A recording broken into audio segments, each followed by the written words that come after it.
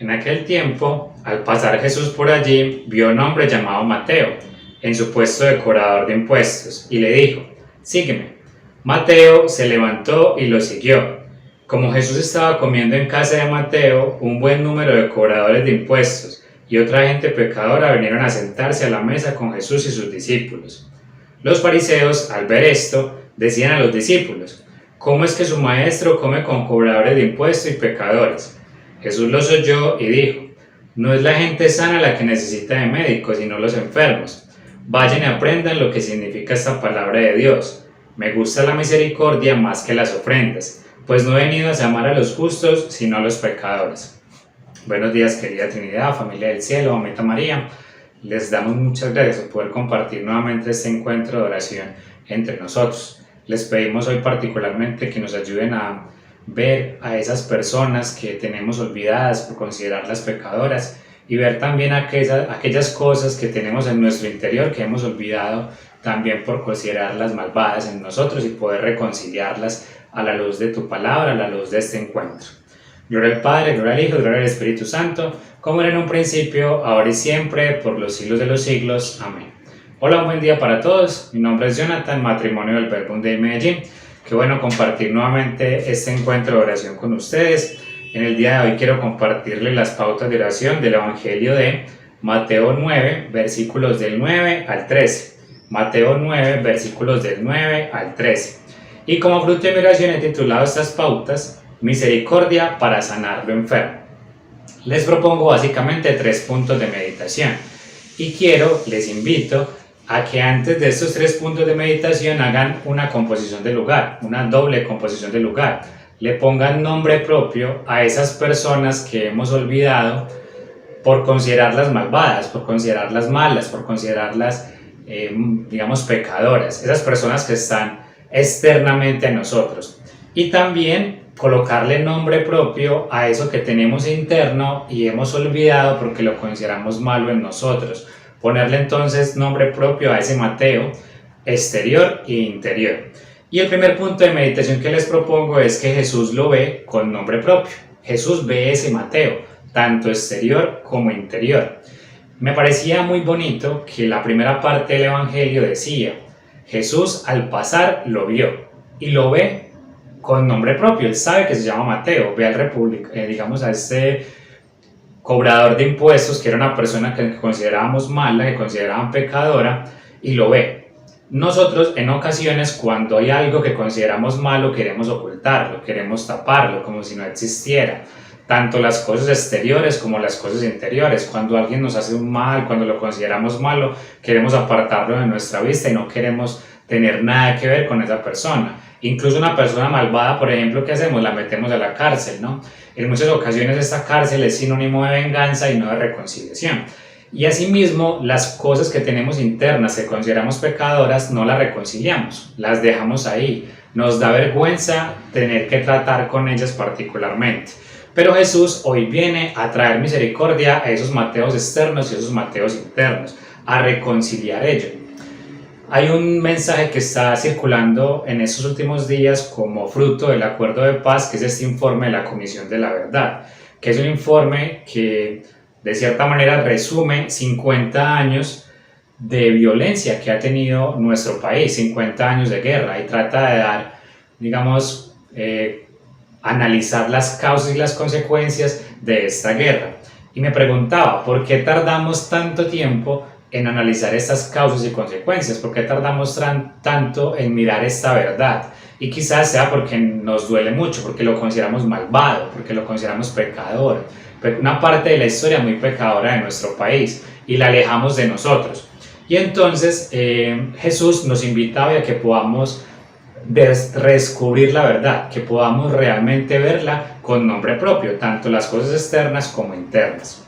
Y aquí un segundo punto de meditación que les propongo, porque no se trata simplemente como de hacer como si nada hubiera pasado. Mateo, un hombre pecador, entonces ya viene a la casa de Dios, ya viene a seguir a Jesús como si nada hubiera pasado, como si su pasado no importara.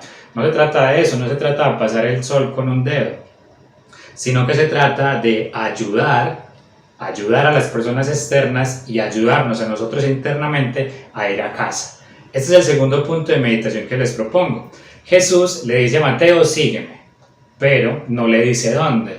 Y curioso, porque lo primero que hacen es ir a la casa a almorzar. Jesús lo ve y lo primero que hace es llevarlo a casa. Y me parece que esto es una invitación que Jesús nos hace particularmente hoy, que podamos ayudar a las personas a ir a la raíz de ese problema, ir a la raíz de esa maldad que quizás tengan en el corazón.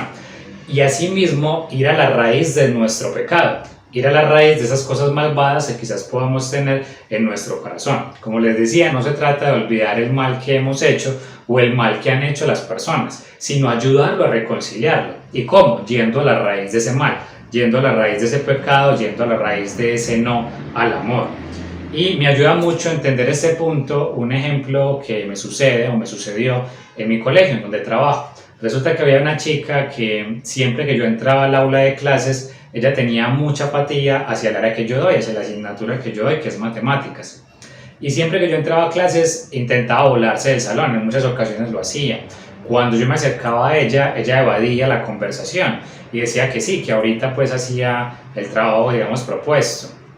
No era una chica indisciplinada, pero sí era una chica muy apática hacia la asignatura.